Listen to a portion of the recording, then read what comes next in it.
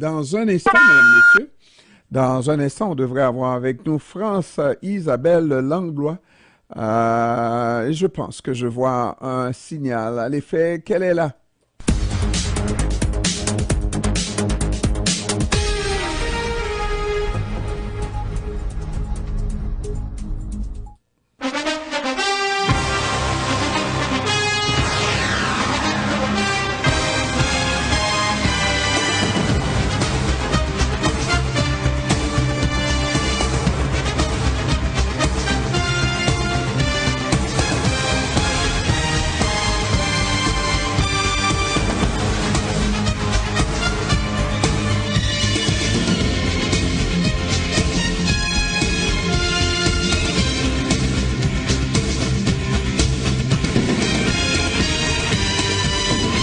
Alors, 17h22 avec nous en ligne, Madame France-Isabelle Langlois, elle est directrice générale d'Amnesty International Canada francophone. Bon après-midi, Madame Isabelle Langlois. Bon après-midi à vous. Ça va bien? Ça va et vous? Oui, moi je vais toujours bien, même quand ça va mal, Madame Langlois. C'est bien. Alors, c'est cette coalition de la société civile qui demande au Canada de mettre fin au transfert d'armes vers Israël. Et c'est une coalition, ma foi, d'une vingtaine d'organisations, plus que ça, hein? Oui. Donc, c'est sérieux.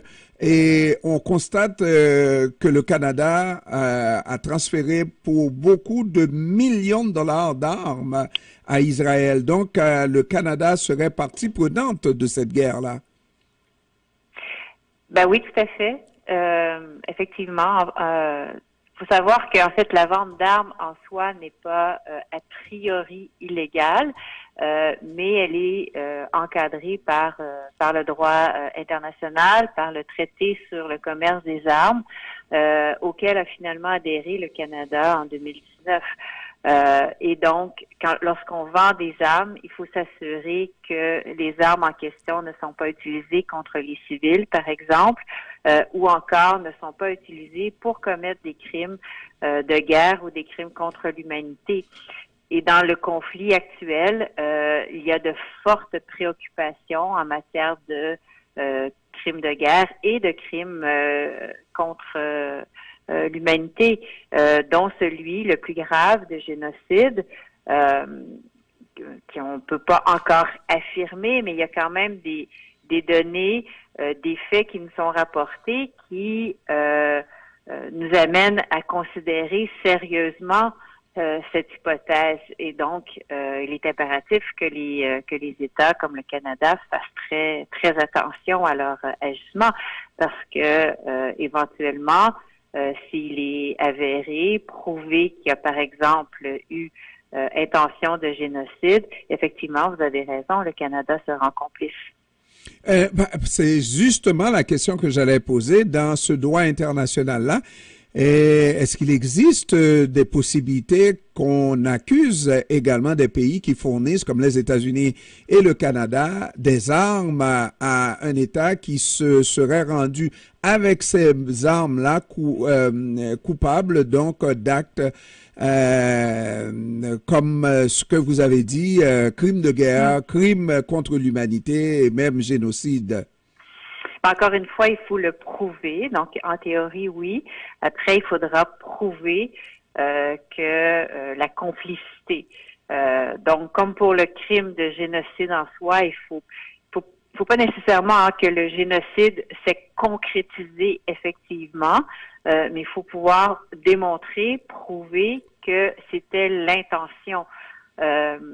Et donc, c'est la même chose pour d'autres États qui seraient partie prenante d'une façon ou d'une autre, par exemple par la vente d'armes.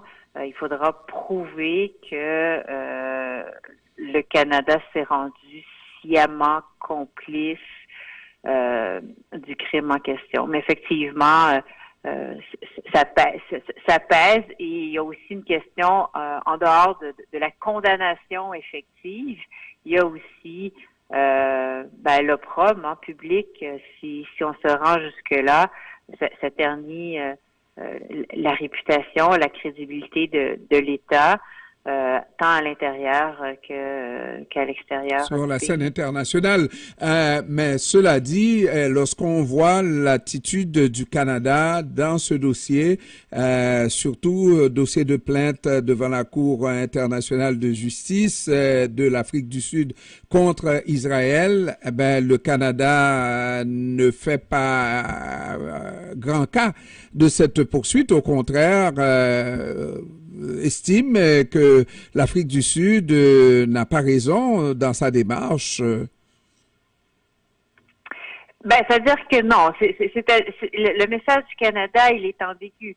Le Canada dit qu'il respecte l'institution de la Cour internationale de justice, qu'il va éventuellement respecter un jugement, mais que pour l'heure, il n'est pas convaincu des arguments qui sont mis de l'avant. En gros, c'est un peu la position du Canada qui souffle un peu le chaud et le froid, qui ne veut pas renier ses engagements en matière de droit international, son engagement vis-à-vis de la Cour internationale de justice, mais qui en même temps veut continuer à soutenir son allié Israël. Il se retrouve un peu entre l'arbre et l'écosse en ce moment. Son ami, son allié, les États-Unis, davantage parce qu'on dirait que ça répète exactement comme le perroquet ce que les États-Unis font.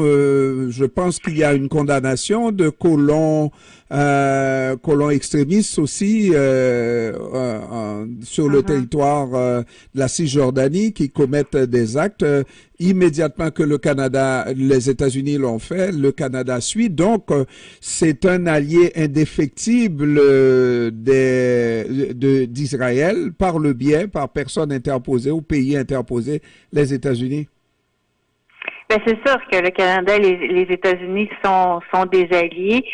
Indéfectibles, c'est peut-être un peu fort. Ça dépend de qui est au pouvoir, qui est premier ministre au Canada, qui est président aux États-Unis.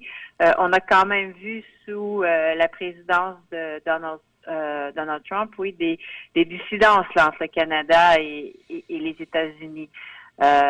Mais oui, fondamentalement, foncièrement, c'est un allié, c'est notre voisin du Sud. C'est encore le plus gros joueur. Un joueur très important, notamment dans l'hémisphère nord ou occidental, et c'est aussi un allié de l'Europe. Et là, c'est sûr qu'il y a un bloc et que, à toute fin pratique, le joueur qui est très, très décisif ce conflit avec Israël et Hamas, c'est les États-Unis. Et c'est la balance. Alors, je pense côté bien... des États-Unis, il y a une volonté que... Alors, voilà, c'est Madame France-Isabelle Langlois, directrice générale de Amnesty International Canada francophone. Bon, c'est ici qu'on va mettre un terme à l'entrevue. On se reparlera à une prochaine occasion, Madame Langlois. Très bien. Je vous remercie. Merci. Bonne soirée. Au revoir.